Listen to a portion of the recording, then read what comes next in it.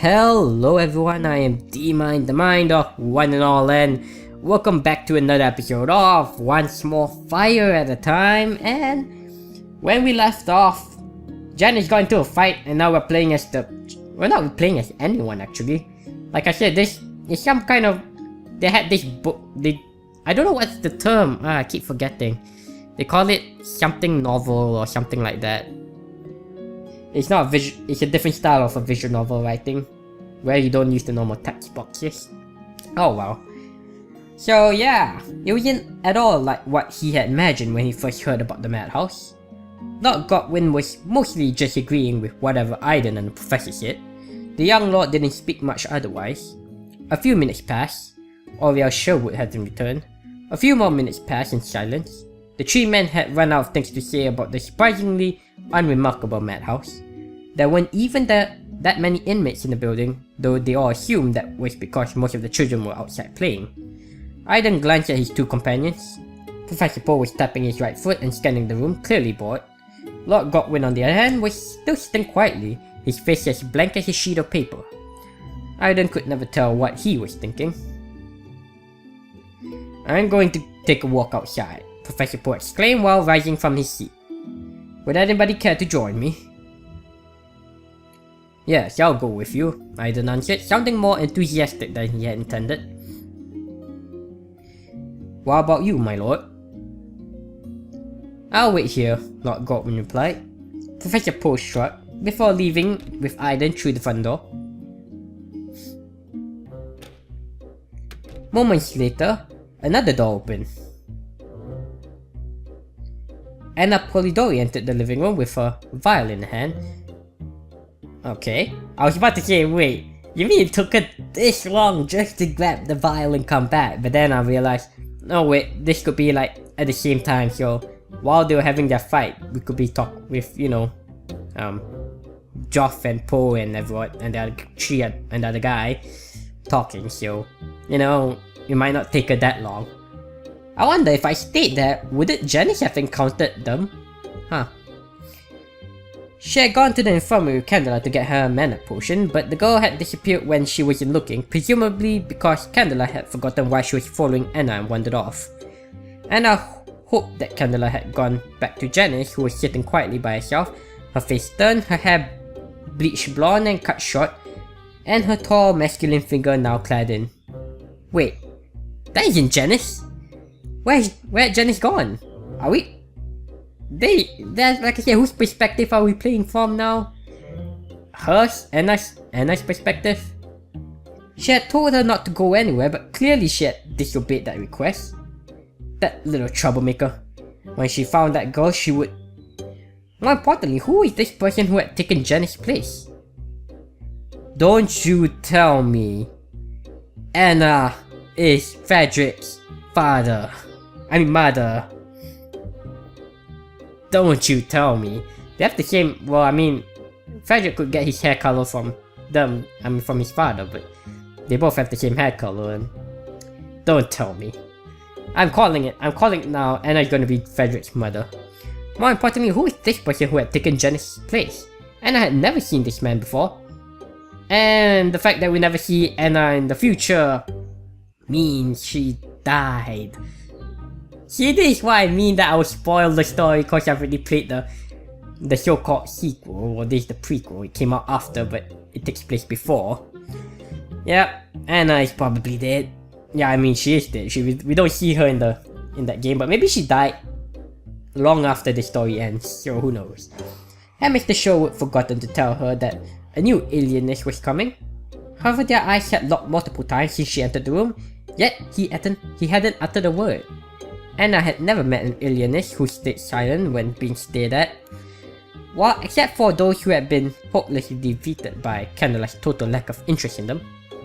But this person hadn't done therapy with Candela yet, so Anna knew this person was definitely not an alienist. Maybe he was the parent of an inmate, Anna thought. But if he was, where was his child? Did he lose his child like Anna had lost Candela on the way to the infirmary?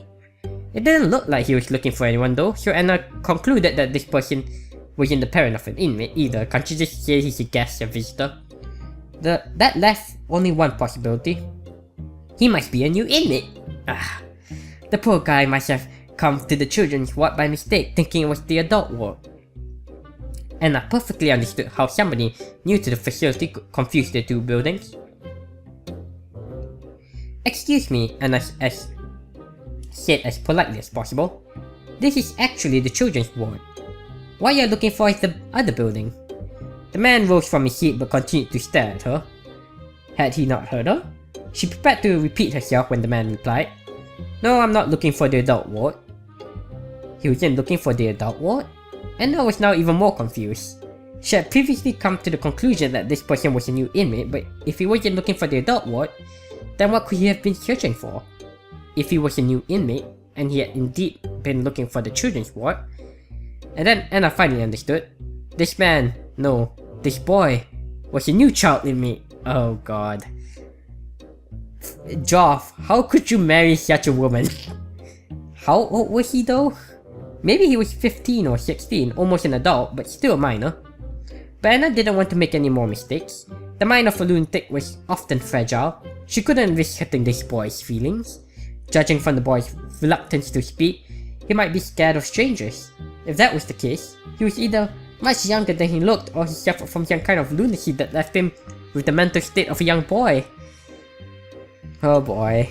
If you really are Frederic's mother, oh boy, the difference. Such cases went unheard of. Anna walked over to the boy and put on a broad smile. "Oh, I'm sorry, sweetie," she said in a kindless voice.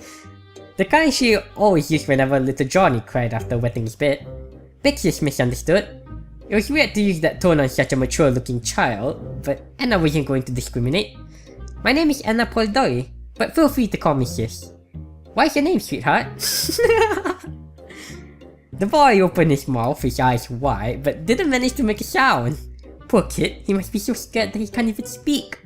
Anna tried to reassure him. "It's okay, honey, don't be afraid." She ruffled his hair. It felt a little awkward because the boy was taller than her, but Anna wouldn't let something so trivial stop her. "Tell Bixis your name, okay?" The boy still seemed hesitant, but after a moment finally decided to answer. Joff Godwin. She got his name! 1 point for Anna. Does she not recognize the name? Well, I mean, he just started out. "That's a good boy. Now Joff, sweetie, while we wait for an alienist, let's play together, okay?"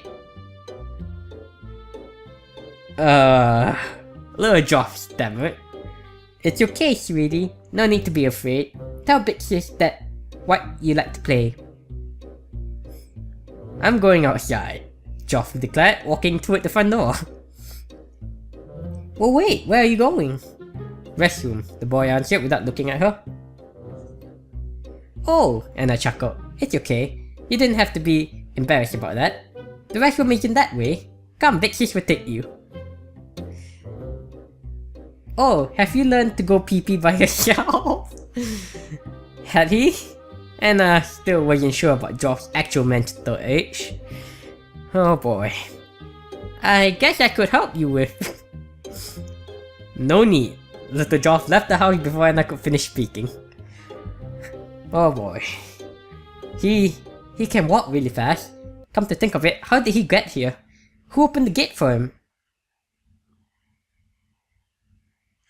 Aiden, Wolf, and Professor Poe had walked around the madhouse and arrived at something that looked like a construction site a short distance from the back of the house. And by the look of their face, they don't look too happy. They probably saw Janis and be like, "What is this?" Ida was just about to comment on it when the professor pointed at a group of children and said, "Hey, what are those kids doing?" Yep, and by the look of their faces, they're not happy about it. The girl on the ground grimaced as she slowly rubbed her chest. Surrounding her were 5 boys, and Ida could clearly tell that one of them had just cast a spell, Earth Magic to be exact. He felt a shiver crawl up his spine. His heart might have skipped a beat doing all of that, but not the kind that teenage boys experience when seeing pretty girls. The girl muttered something under her breath, but Aiden couldn't make out what she said. A boy who seemed to be the leader of the group snarled at her. "Huh? Did you say something?" The girl didn't answer, but instead glared at the boy who cast the spell. The boy obviously didn't like that glare. "What are you looking at? A weakling with no magic like you should learn to show some respect." The girl got up. She took a fighting stance that Aiden had never seen before. Try that again, she said. Huh? I said, try that again. Huh, as you wish. Aiden sensed a surge in the boy's magic power. The girl seemed just as ready to fight, but something was wrong. He couldn't feel any magic from the girl. The boy unleashed his magic. Aiden's heart skipped another beat when he saw a lump of stone materialize above the girl. His head dropped. He couldn't bear to watch. Then he heard a small thud from the rock hitting the ground. The girl was standing where the boy had been, and her hands now holding onto one of the boy's wrists. She had managed to get the boy off his feet and into the air, forcing him to somersault in the air before slamming him face first into the ground with a loud scratch and an even louder scream. Wow, Janis, that's impressive. What was that? Aiden. Oh, that was... See, this is what I mean. I thought the boy said it, but now it's Aiden who said it. What was that? Aiden thought out loud. Was it wind magic? How else could the girl send the boy flying through the air like that? But he hadn't sensed wind magic, or anything for that matter, from the girl. The leader boy's face contorted with a mix of disbelief, fear and fury. What the hell was that? I thought you couldn't use magic. I can, the girl said calmly. Damn it, you won't get away with this. The boy raided his own magic. He thrust his right hand forward, and Aiden could sense water magic well before the spell was cast. But the girl closed in, moved sideways, rotated her body and... Yeah, I was just thinking, these are little children, you're probably more it will probably be more effective to just fight physically than use magic. Chapter 3, Wrist Twist. You know, chapters move a lot faster in this game. Well, actually, I don't think in the previous game there was even chapters to begin with, was there? Huh. And I don't know how many chapters this game has. But they move quite fast. What the hell was that? I thought you couldn't use magic. I can. Wait. Hold up. So we're repeating it again and then... Now we finally go back to the visual novel style. Why? Why do you do this, writer? Why make it so confusing? Just stick with this. I'm happy with this. Damn it, you won't get away with this. Jake pulls his right hand back in a gesture that I've discovered. Oh, now we're back to Janis' perspective. That discovered is one of the ways a magician can prepare their spells. If I were a magician, the first thing I do would be to get rid of those stupid gestures. Here, let's make it really obvious to your opponent when and how you're going to attack. Yeah, that seems like a great plan. After this, Drake will thrust his hand forward, which will shoot out whatever magical projectile he's going to summon. That means the time for me to step in is now. As I predicted, Drake shoots out his magic, water as it turns out, but I'm already out of the way. I've moved sideways, rotated my body outward by pivoting on my left foot, and grabbed his wrist with my left hand. I don't stop moving while using the momentum from my rotation to spin Drake around. I lower my body and push his hand down, knocking him off balance. I then plant my right foot and pull the other foot back, placing Drake, who is now facing me, in an awkward position. With his wrist still firmly in my left hand, I use my other hand to force the fingers on that hand to point at the sky. Finally, I push those fingers down toward the ground, effectively twisting his wrist. And suddenly Drake is in the air. There are two theories people often make after seeing this technique in action. The first is that it must be wind magic. The thrower must have somehow cast a spell to blow the opponent into the air. The second is that it isn't actually a throw, instead the opponent voluntarily jumps to make it seem like he's being thrown, in other words, an act. While the first theory is completely wrong, the second one has some truth to it. Drake did jump. I'm not nearly strong enough to throw him, especially just by grabbing his hand, but thankfully this isn't a technique that relies on strength. Why does Janis Wolf know this? The reason he jumped is because of two things. The first is the wrist twist. The pain is an interesting thing. It's the way your body alerts you to harmful situations. If Drake hadn't jumped, he would have broken his wrist. The pain triggered the body's reflexes. Though Drake may not have realized that until he was at least in the air, knowing him though, it probably wasn't until he was riding on the ground. The second reason is the momentum. Having been spun around and put in an off-balance position, he had already been set up to jump. The pain was just the catalyst. Magic is a great weapon, but it has a crucial weakness. It has to come out of the caster's hand. That's not to say it's an easily exploitable weakness. Even if you manage to get close enough to punch a magician in the face, he can still aim a hand at you, fry you to a crisp with fire as he falls to the ground. But if you can seize control of the magician's hand, victory is yours. Again, I'm impressed how Janis both knows this. I mean, she hasn't been through training yet, has she? At no time during the execution of this technique was I ever exposed to Drake's open hand. On the contrary, once I twisted his hand, it was aimed at his own face. If he had used magic then, he would have made things much worse for himself. Drake? Ouch, it hurts. What do you do to Drake? You aren't supposed to be able to use magic. How many times do I have to say I can't use magic? I guess in a city where everyone uses magic, it's only natural to assume that fights can only be done with magic.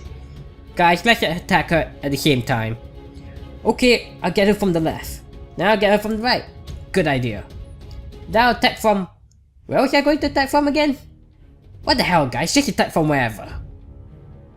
The remaining boys aim their hands at me. I quickly close in on one whose hands has burst into flame.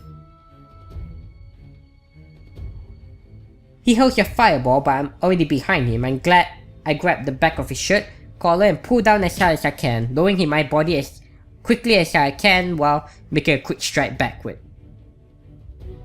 He lands on his butt. Unfortunately, that little trick relies mostly on strength, and a small girl like me isn't strong enough to slam his entire body down onto the ground. I would have liked to use a better technique, but when you're facing 3 opponents at the same time, you're forced to think on your feet. Not wasting any time, I dash immediately to my next opponent. I can hear the boy I knocked down getting up with a pain grunt. Things aren't looking good. The other 2 boys already have their hands up, both gleaming with light. I pick the nearest one. He casts his spell, but I easily dodge it by lowering my body. The jet of water flies harmlessly over my shoulder. I spin my body and launch myself at his magic casting arm, using the moment of the rotation to toss the arm and in turn the boy's body to the ground. Another throw I learned. Though, it really can't be called a throw where, while he does fall, it really does look as if he just slipped and fell to the ground.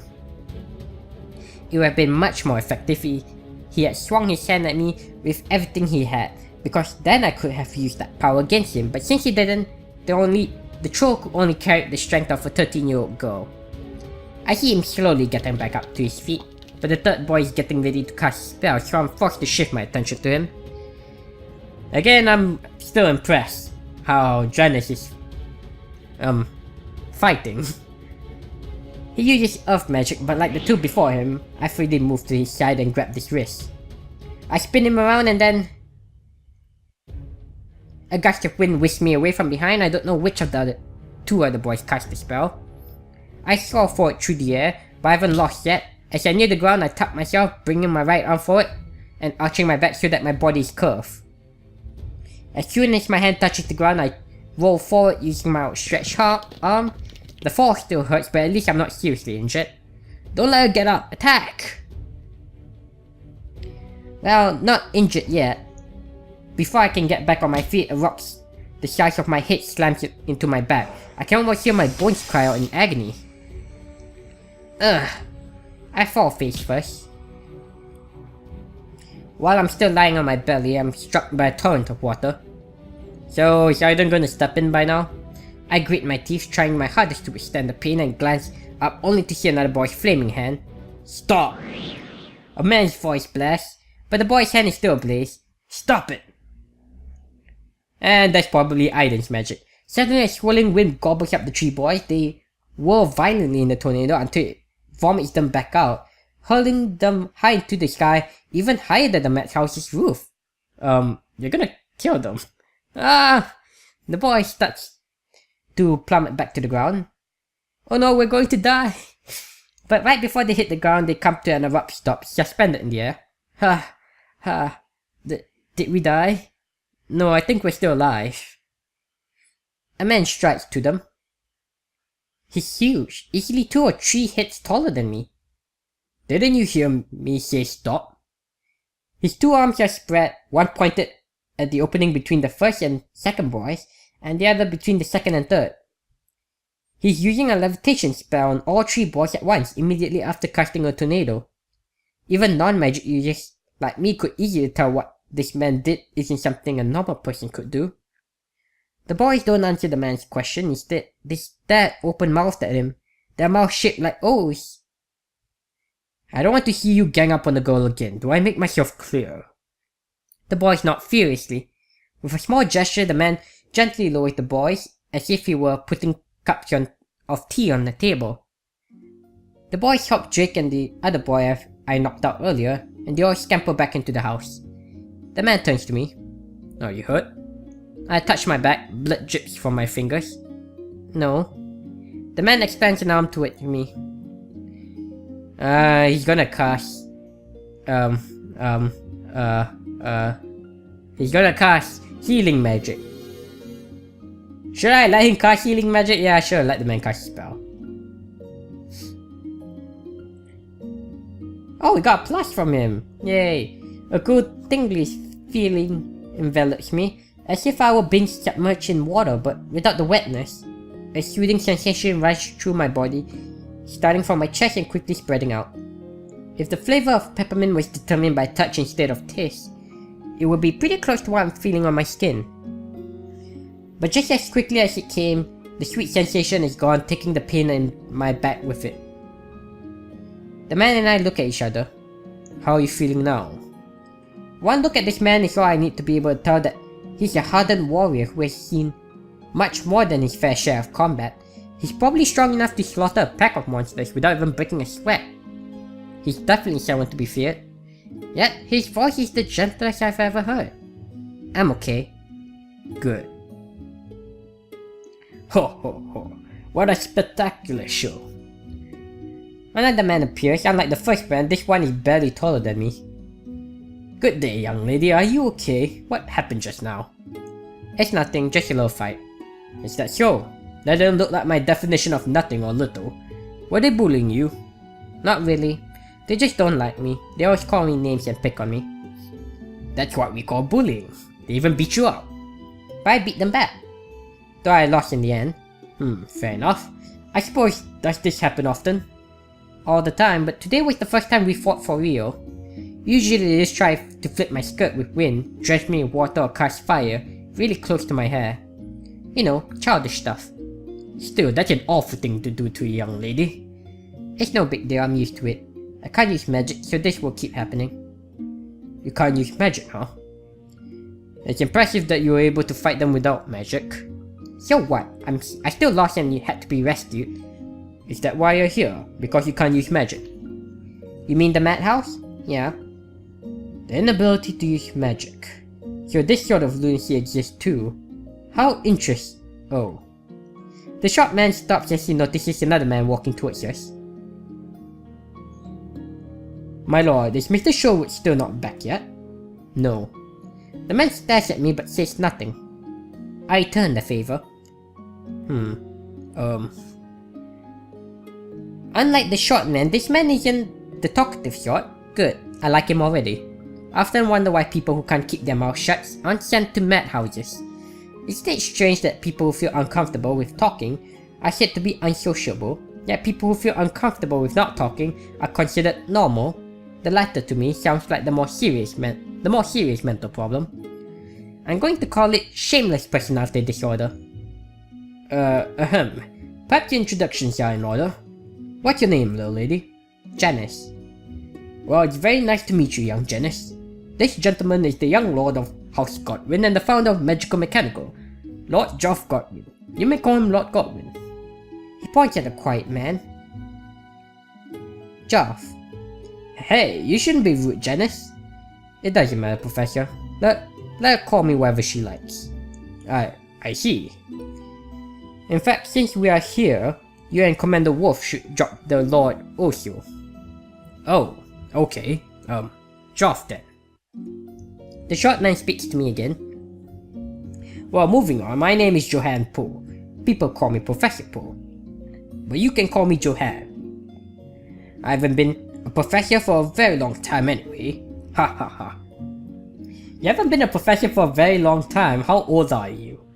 Well, you're probably by like your 40s or something. Poe. I think you could call me Johan. Poe is easier to remember. Is that so? Haha. Okay, that's okay, I guess. Finally, this is Commander Aiden Wolf of the Dragoon. Oh, do you know about the Dragoon? They are a special forces unit in our police force. I guess you wouldn't mind if you call him Aiden, or perhaps Wolf. Nice to meet you, Janis. Commander. Why is he the only one you call? Why is he the only one called by his title? I was going to shorten Commander to Coda, but Coda sounds like a lame job title. Why do I get the feeling you just insulted a lot of people? Wait, you didn't even answer my question. Shall I go back inside? Mr. Sherwood could be waiting. Oh, you're right. I think it's time we went back.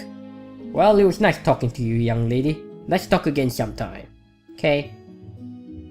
Commander looks at me for a brief second, then he nods and walks away. Huh. Chapter 4 already. I do not know how many chapters they have.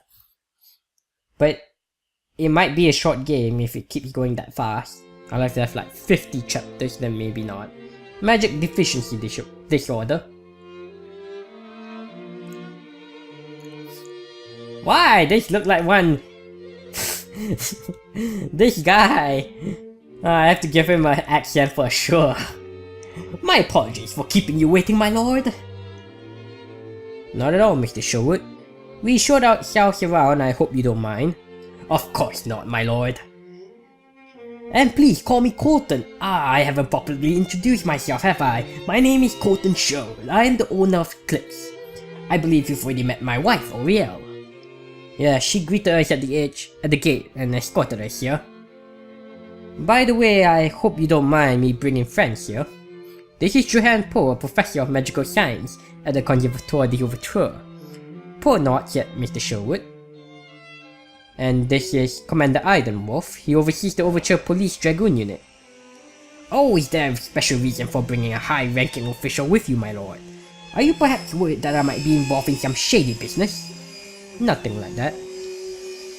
Johan, Wolf and I are friends. We often travel together. Having Wolf around is especially useful. Johan and I always feel safe when we're with him. Right, Johan? That's right, Joff. That's all there is to it. Hahaha, I understand, my lord. It's an honor to meet amazing people like Professor Poe and Commander Wolf. Joff, Poe and Commander continue to make small talk with Mr. and Mrs. Sherwood. Beside me, I noticed that Anna has been staring at Joff with her eyebrows furrowed and her head cocked ever since we entered the ward. As soon as she saw Joff, she said, "Oh, Joff, did you manage to find it? Were you able to do it by yourself?" Joff didn't answer. So, about the mana potions. Of course, my lord, I understand that as a magic machine manufacturer, your company will need a lot of mana potions for its workers and you need them at an affordable price. When will you need the potions, my lord? We haven't started mass production yet. My engineering team has produced a number of prototypes and we are testing them prior to production. In any case, I intend to have the factory ready by spring. So we still have half a year, or give or take. That is correct. I see, and how many will you need, my lord? Psst, Janis, psst. I cast a sideways glance at Anna. Psst. I heard you, what? Why does Mr. Sherwood keep calling Joff my lord? Because he's a lord? Huh? Isn't he a new inmate? What? No, Poe said Joff's the young lord of House Godwin and the founder of something with 2 M's. Huh? And a sudden shout silences everyone. They all throw her an inquisitive look. Miss Polidori, is there something wrong? Janis told me it's that time of the month, so I'm taking her outside. Please excuse us. Anna pulls my hand and literally sprints to the front door. Hey, why do I have to come with you? And it's not that time of the month. So what the hell did you do to Joff? How did you know I did something to him? It's written all over your face, spill it. I said something rude to Joff. I mean, Lord Godwin. What'd you say? Oh, it's really embarrassing. It's a really embarrassing story. Okay, I'm going back inside. Wait, I'll tell you. But promise me you won't laugh. Yeah, whatever, I promise. She won't. She won't keep to her promise. Oh, that wasn't very reassuring. Okay, here goes. And that tells me what happened when she met Joff. You're an idiot, aren't you? So brutal, Janis. Is that the kind of thing you say after hearing a maiden's plight? Couldn't you have just laughed or something? Also, another thing I noticed, they keep their text centered. They should have just kept it to the left, but oh well. Aligned it to the left, but oh well. You made me promise not to laugh, remember? Oh, Janis is being mean again. Oh god, what's going to happen to me? Is Lord going to punish me? What kind of punishment is he going to give me? I'm not going to be executed, am I? Oh my gosh. Am I going to be executed? Am I? I'm going to be executed, aren't I? Janis, help! They're going to have me executed. It's impressive how she went from what's going to happen to me to I'm going to be executed in a matter of seconds. Calm down, Lords aren't kings, right? I don't think they can just order execution whenever they want. Besides, I doubt Joff even cares about what happened. Really? Are you sure? No. It's not like I can read his mind. Oh my gosh, I'm going to die. This girl is helpless. Don't worry, I won't let you die. I'll beat up anyone who tries to kill you, okay? Janis. Thank you, you're the best. Apparently she forgot that I can't even use magic. Just then the door to the ward opens. Oh, speak of the devil. We see Mr. and Mrs. Sherwood escort Joff, Poe and the commander to the gate. They have a little chat at the gate and shake each other's hands. As Joff exits the gate, he catches a quick glimpse of me and Anna before leaving with Poe and Commander. Oh no. I think our eyes met for a second there. So? Janis, my face is burning. What's happening to me? Wow, your face is really red. Seriously? What is this? What is this feeling? Is this... that? Is this what I think it is? It's love. Love? Are you serious, Janis? I didn't say anything. Oh, it's kinda love. It's love, right?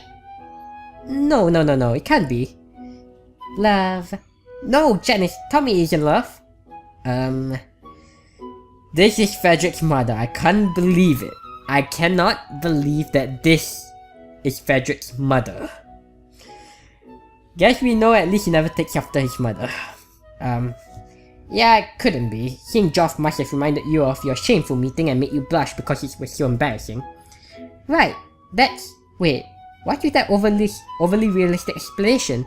How old are you again? That's it, starting tomorrow I'm going to start teaching you how to properly speak like a teenage girl. Don't wanna. And I think that is it for this episode, So far I'm enjoying this. And yeah, so that's it for this episode, so leave a like, comment, and subscribe, and follow me on Twitter at DMindGaming if you have enjoyed. And I hope to see you again in the next episode.